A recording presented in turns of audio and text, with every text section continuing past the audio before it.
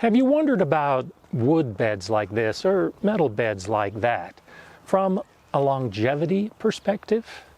I have. In fact, I've taken some steps to experiment and try to figure out just what the difference is. Join me today as I discuss how long raised beds last.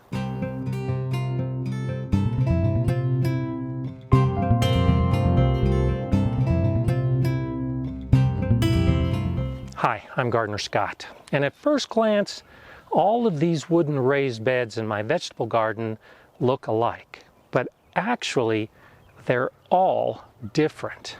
I built these first beds 7 years ago, and I've been tracking how well they do based on their construction.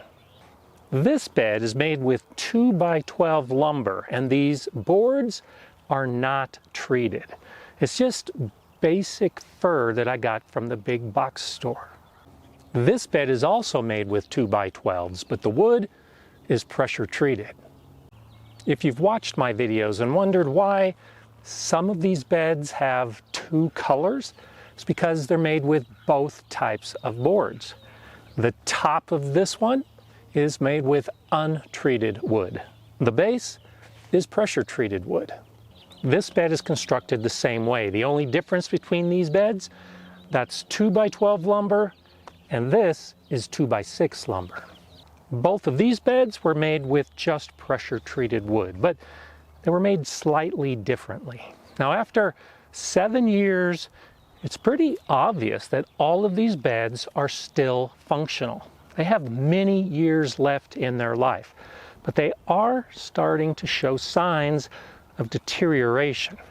I don't usually show this bed from this angle, but if you look close, you can see that there's a noticeable gap between the boards.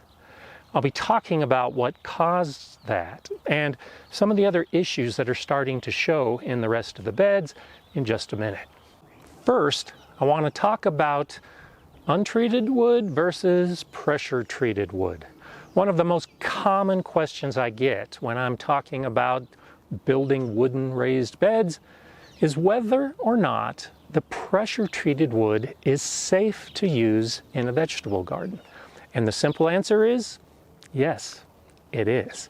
A couple years ago, Oregon State University released the results of a study that showed that pressure treated wood does not contaminate the soil in your home garden. A lot of the fear goes back a couple decades when arsenic was a primary chemical used in pressure-treated wood. Now it's copper-based chemicals. And copper is an element that plants can actually use. As we look at this very first bed that I built in this area, you'll be able to see that there are some noticeable differences between the two types of wood. Now, it's important to point out that I live in a very dry region of Colorado. I don't get a lot of rain. This wood is not exposed to constant moisture. In fact, it's just the opposite. These beds for most of the year are exposed to hot, dry winds and days that don't include any rain. The conditions of both of these boards are pretty good.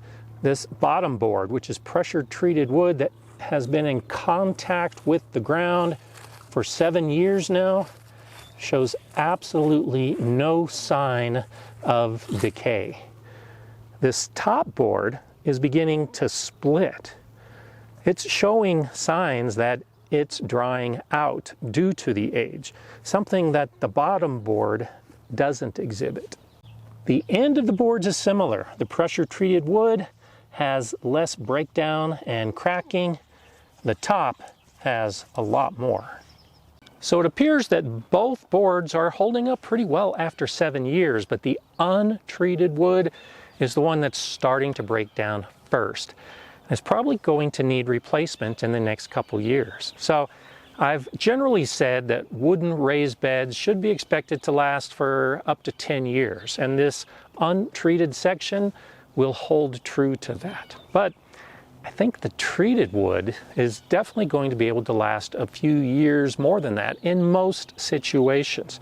The biggest issue is the ends, because when it starts to crack, when it starts to break down, it's going to pull away from the support that holds the bed together. And I saw this as a big issue at the Galileo garden with the beds that were getting old and were starting to come apart because those ends were breaking down first. But it's important to point out that at least in my garden, it's the top boards that are breaking down first. In this bed with just pressure treated wood, again, the base is looking pretty solid, very little if any breakdown. But the top boards that are exposed to more light, more sun, and more wind, they're breaking down. So even pressure treated wood will crack under the right conditions. I haven't gardened in very wet, humid regions using raised beds, but in my conversations with gardeners who have, this situation is often reversed. When that bottom layer is exposed to constant contact with wet ground, it's going to break down faster than the upper layer. And the upper layer that is exposed to those rainy conditions and the humid air is less likely to crack like this and might be more likely to last longer. So a lot of this depends on where you live. All of these beds in my garden are going to last for at least 10 years. In your garden, in a wet region, you can probably also expect close to 10 years, but I'm going to have to replace the top boards before the bottom, and you might have to do it the other way around. To help strengthen the beds and add a little longevity to boards, particularly that you think might crack, is to add an angle bracket to make the bed stronger and last longer. Another thing you can do to help make your beds last longer is to buy better quality wood. I told you about this bed and you saw that gap. One of the reasons is because this is cheap wood. This is the stuff I bought at the big box store for the least amount. And what I'm seeing is this batch in particular was really bad at warping and bending and reaching the point that gaps were created. The other side of the bed has similar problems, but instead of warping and bending vertically, it's warping horizontally and becoming a twisted edge. So I'm going to have to replace these boards this year, not because they've rotted away or because they cracked too much, but because they're just not holding the soil in anymore. There are gaps in this bed, and that's just not acceptable in a raised bed where you need the boards to be flush with each other. The bottom layer, like all the others, is holding up much better where it's in contact with the ground. There are other options with wood. Redwood and cedar in particular are less susceptible to rot, but they're also going to be straighter and not be as susceptible to the warping and the bending. But of course, they're going to be more expensive. That's definitely a consideration. Probably one of the best choices you could make would be a wood like that, with redwood that has been treated with a wood preservative. You can expect you're going to get the longest life from a wood bed like that. Maybe 15 years would be a good estimate. Depending on where you live, it could be more. 15 years is also my estimate on how long this bed will last before I need to replace any of the components. It's galvanized steel roofing panels with pressure-treated wood supports. The steel should definitely hold up for 15 years, at least 20 even. It's the wood that may begin breaking down at about that point and need replacing. Now the steel will last for varying amounts depending on where you live. The soil inside my bed is close to a neutral pH, and the soil outside where this metal rests is slightly alkaline.